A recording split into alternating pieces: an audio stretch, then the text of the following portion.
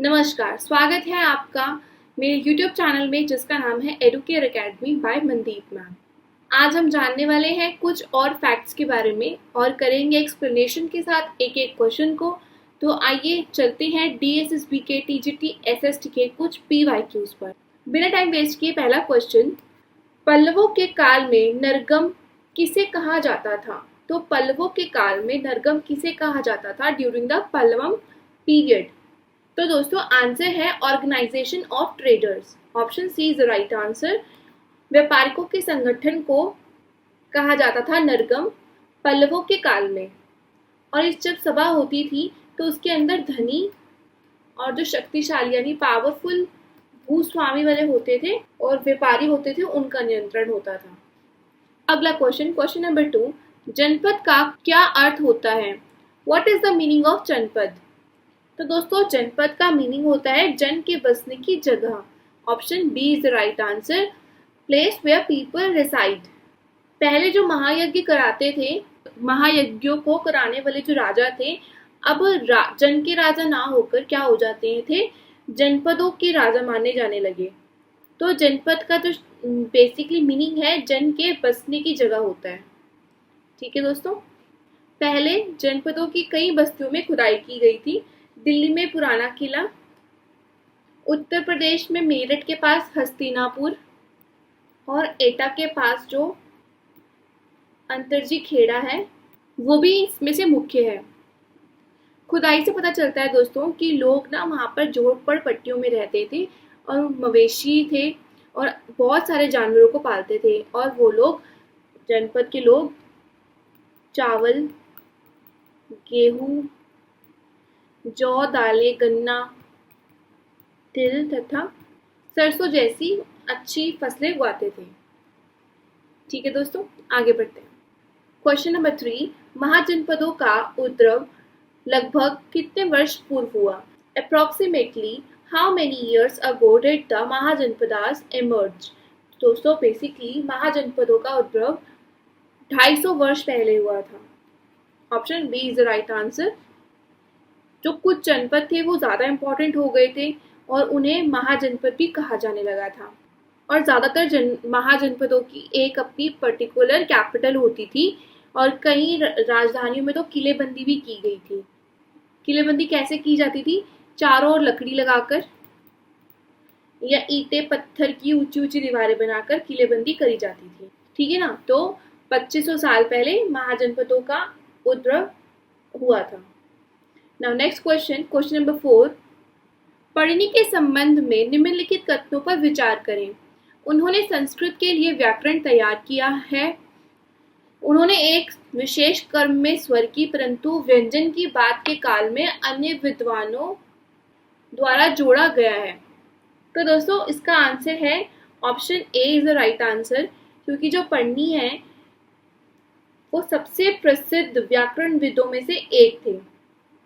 He prepare grammar for Sanskrit, बिल्कुल ठीक है ये, लेकिन उन्होंने एक स्पेशल क्रम में स्वर का, वॉवल्स का और कॉन्सोनेंट का दोनों की व्यवस्था की थी। फिर इनका यूज कहाँ किया था? बीज गणित में पाए जाने वाले जो फॉर्मूलाज थे उनके अंदर उसको फॉर्मूलाज क्रिएट करने के लिए यूज किया था। तो ऑप्शन ये जो सेकेंड वाला स्टेटमेंट है गलत है। क्वेश्चन नंबर 5, पूरी उड़ीसा में जगन्नाथ जी का मंदिर किस वंश के शासक ने बनवाया? तो पूरी उड़ीसा में जगन्नाथ जी का जो मंदिर है वो किस डायनेस्टी के रूलर ने बनाया था? तो आंसर है गंग वंश। Option D is the right answer, Ganga वंश के रूलर ने बनाया था। इन्होंने निश्चय किया था जगन्नाथ जी का जो मंदिर है वो बनवाने के लिए 12वीं शताब्दी में। ये अत्यंत मतलब प्रतापी राजा होते हैं ना, वो थे अनंत वर्मन। और उसके बाद 1230 में राजा अनंग भीम तृतीय ने अपना राज्य पुरुषोत्तम जो जगन्नाथ जी थे उनको अर्पित कर दिया था और स्वयं को जगन्नाथ का प्रतिनियुक्ति घोषित कर दिया था।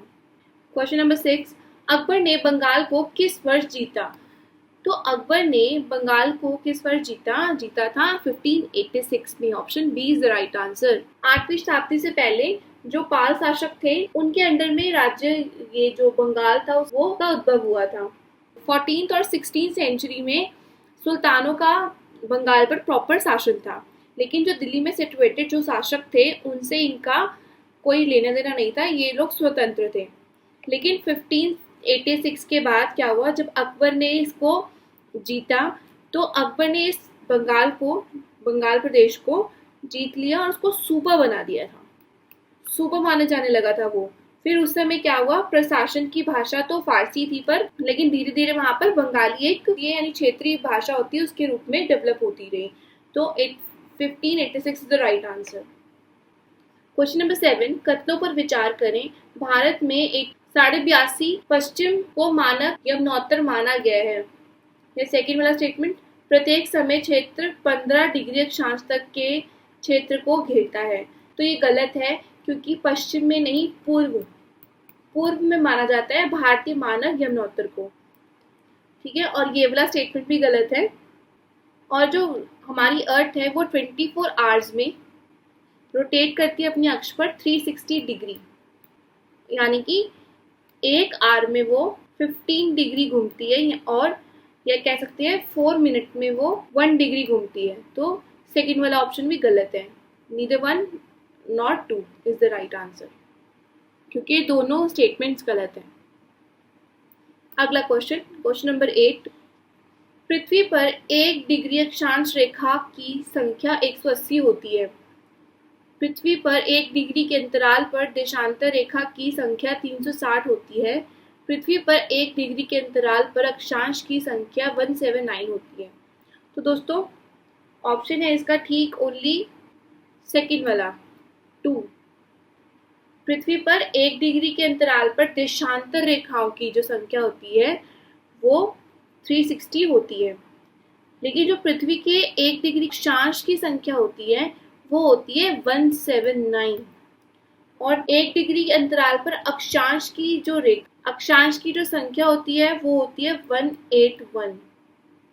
नंबर ऑफ लाइंस होती है लैटिट्यूड की 179, और number of lines of latitude in 1 degree interval on the earth is 181।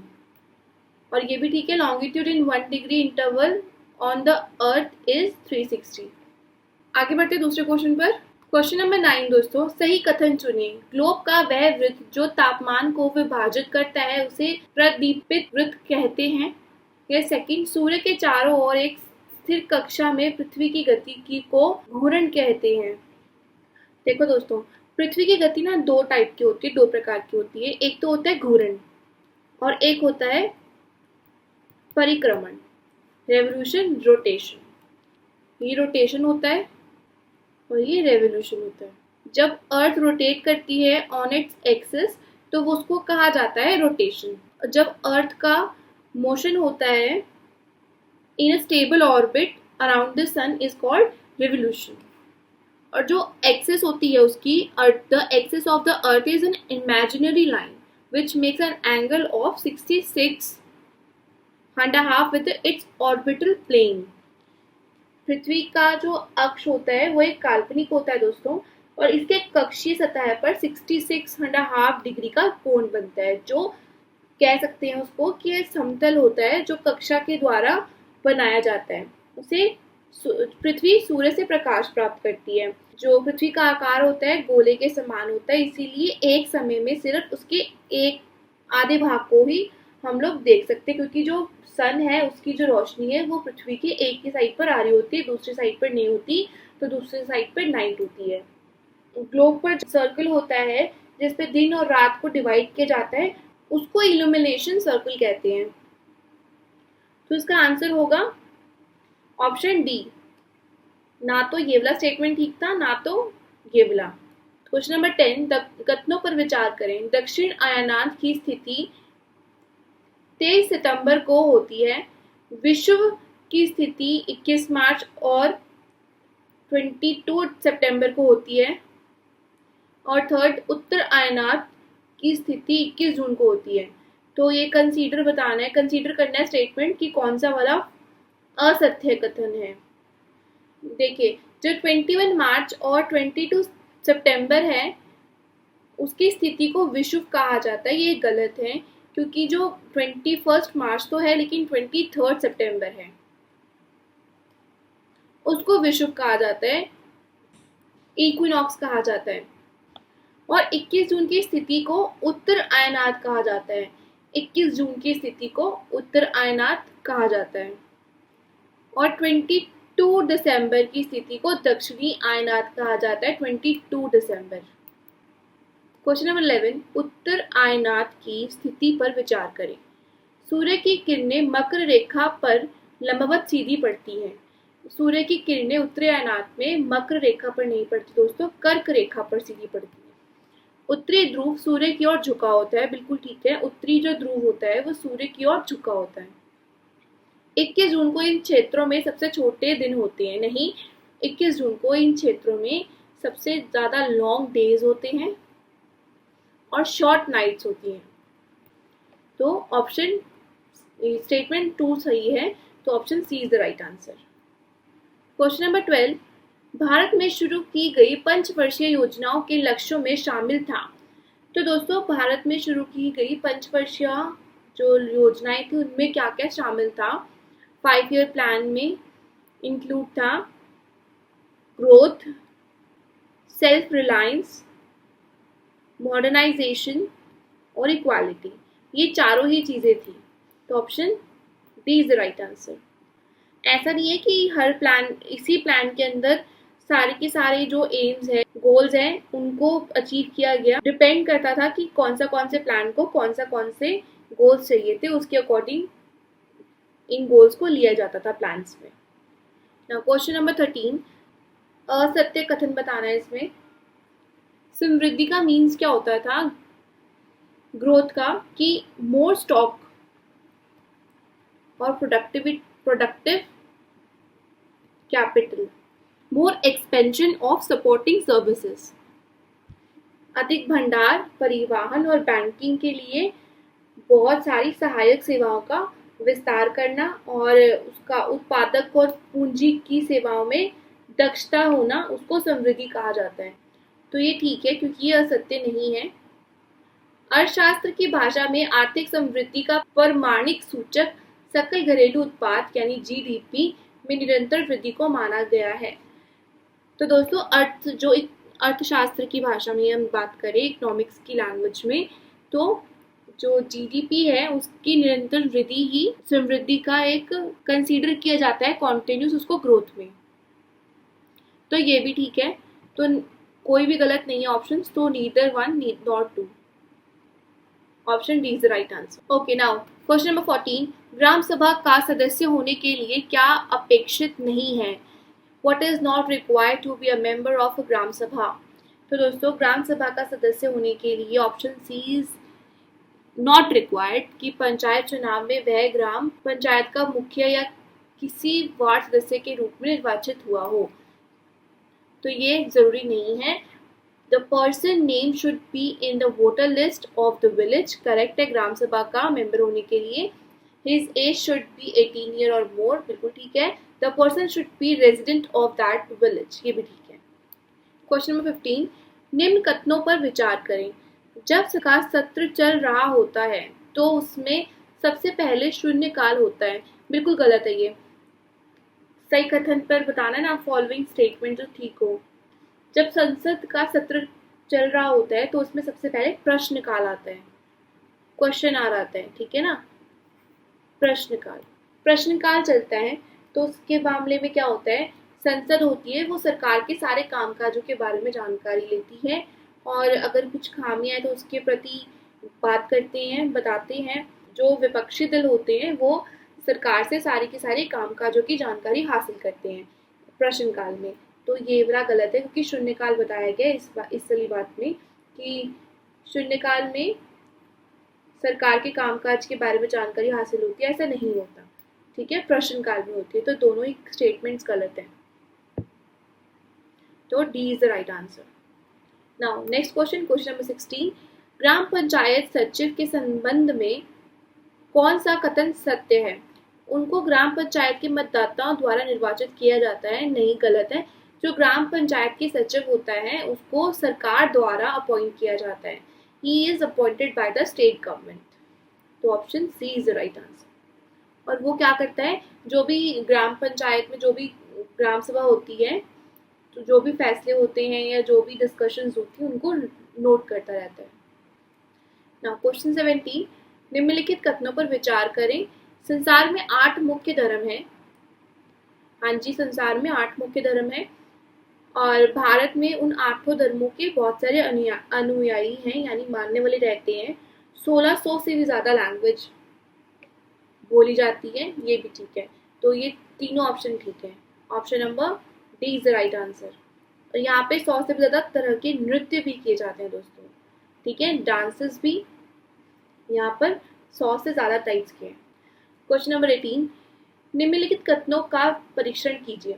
ग्राम पंचायत लोकतांत्रिक सरकार का पहला स्तर है, जिला पंचायत लोकतांत्रिक सरकार का दूसरा स्तर है। तो दोस्तों इसका आंसर है ठीक केवल ए, कि ग्राम पंचायत लोकतांत्रिक सरकार का पहला स्तर है। देखिए, पंचायती राज व्यवस्था में लोगों की भागीदारी को 2 स्तरों पर डिवाइड किया जाता है।